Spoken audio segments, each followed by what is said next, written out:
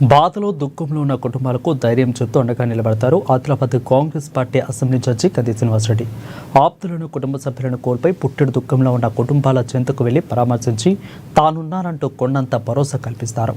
ఇటీవల బేల మండలం సోన్కాస్లో పిడుగుపడి మృతి చెందిన కోవే సునీత నివాసంలో ఆమె కుటుంబ సభ్యులను కలిసి పరామర్శించారు. 5,000 రూపాయలను ఆర్థిక సహాయాన్ని అందించారు. అనంతరం మరో మృతురాలు సాంగిడి గ్రామానికి చెందిన నందిని కుటుంబ సభ్యులను జోనత్ మండలం పెండల్వాడలో ఉన్న విషయం తెలుసుకొని ఆ గ్రామానికి వెళ్లి కుటుంబాన్ని పరామర్శించి ఆర్థిక సహాయాన్ని అందించారు. సోన్కాస్, పాటన్ గ్రామాలలో పలువురిని పరామర్శించారు.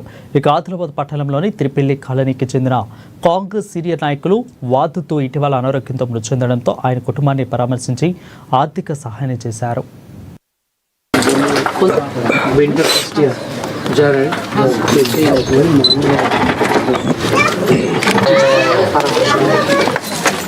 బేల మండలం సోన్కాస్ గ్రామంలో కోవే సునీతాబాయి గారు పిడుగుపడి అకస్మాత్తుగా మరణించడం జరిగింది.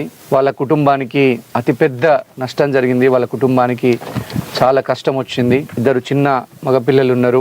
వాళ్ళ కుటుంబ పరిస్థితి చూస్తేనే చాలా బాధాకరంగా ఉన్నది. ఆమె ఆత్మకు శాంతి ఆ భగవంతుడు చేకూర్చాలని మనస్ఫూర్తిగా కోరుకుంటా ఉన్నాం. వాళ్ళకి చూస్తూ ఉంటే వాళ్ళ ఇల్లు కూడా పాపం చాలా కష్టాలలో ఉన్నారు. ఐటీడీఏ పిఓతో మాట్లాడి, కలెక్టర్ గారితో మాట్లాడి, ఇన్ఛార్జ్ మంత్రి గారితో మాట్లాడి వారికి ఇల్లు వచ్చే విధంగా తప్పకుండా ప్రయత్నం చేస్తాం. అట్లనే వాళ్ళ అబ్బాయి 10th క్లాస్ చదివి ఉన్నారు.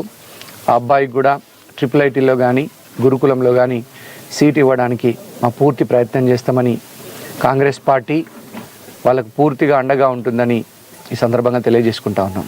బేలా మండలం సాంగిడి గ్రామానికి చెందినటువంటి గెడాం నందిని గారు పిడుగుపడి అకస్మాత్తుగా మరణించడం వాళ్ళ కుటుంబానికి తీర్చలేనటువంటి దుఃఖాన్ని, కష్టాన్ని మిగిల్చింది. వారి ఆత్మకు శాంతి చేకూర్చాలని ఆ భగవంతుని ప్రార్థిస్తా ఉన్నాం.